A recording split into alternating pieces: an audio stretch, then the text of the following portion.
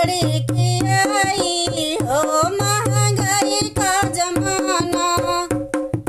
कैसे के खिचड़ी खियाई हो महंगाई का जमाना।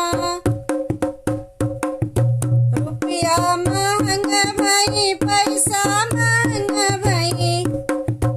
रुपया महंगा भई पैसा महंगा भई। कैसे अंगूठी बनवाई हो महंगाई का जमाना। कैसे अंगूठी बनवाई हो महंगाई का जमाना।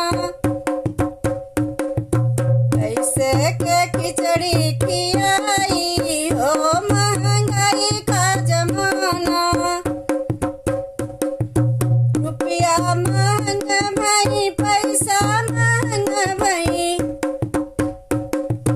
रुपया महंगा भई पैसा महंगा भई। कैसे के सिकड़ी बनवाई हो महंगाई का जमाना।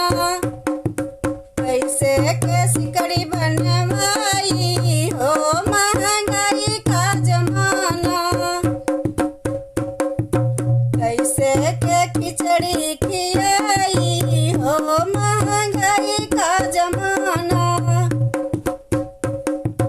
रुपया महंगा भई पैसा महंगा भई। रुपया महंगा भई पैसा महंगा भई। कैसे के करवा खरीदाई हो महंगाई का जमाना। कैसे के करवा खरीदाई हो महंगाई का जमाना। कैसे के खिचड़ी की